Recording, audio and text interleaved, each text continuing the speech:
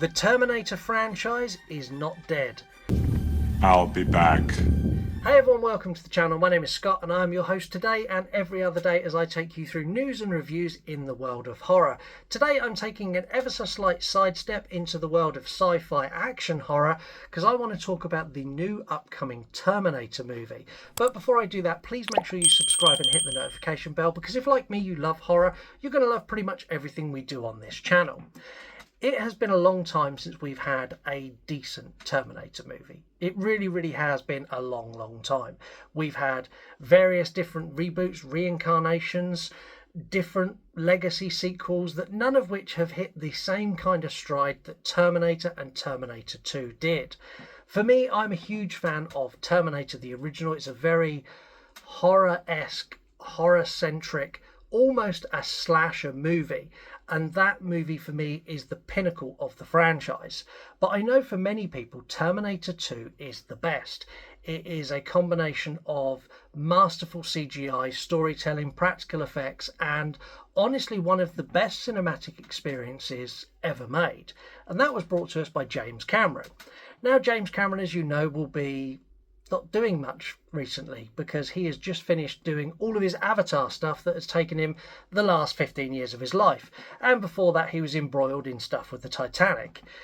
So he hasn't done anything that I would be interested in a long time. He has officially announced he is working on a script for a new Terminator movie, a sequel to Terminator 2. At the moment, he's not released any information directly, so he's not told us whether this is going to be a legacy sequel or whether this is going to incorporate some of the other movies that came afterwards or what direction he's taken it in. What he has said is he's finding it incredibly difficult to write the script. He's explained that in the 80s, writing a script looking at the future and the advances of technology and AI was very easy because it was something that he could see was going to happen and how it was going to pan out.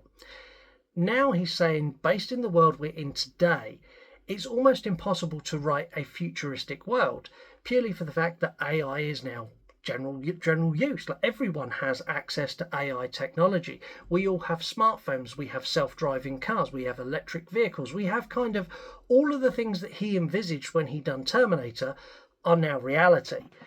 And in giving us just that little bit of information, he's told us so much more than I think he intended to. First of all, he's telling us that this new Terminator movie is going to be set today.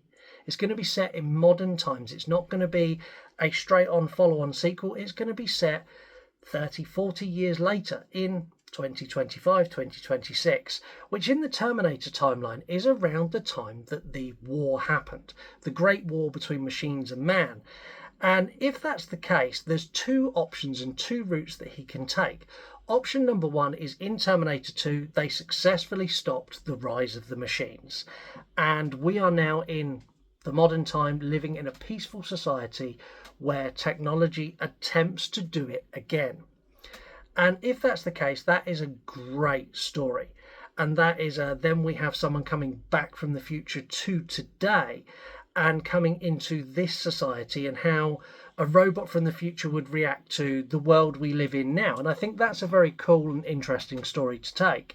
The other way he can go with this is we are in full-ass war. Like, we can be dropped straight into the middle of this futuristic world where we've got the machines, we've got the exoskeletons, the T-800s, we've got the T-1000s actively trying to wipe out the resistance. And I know we got something very similar to that with Terminator Salvation.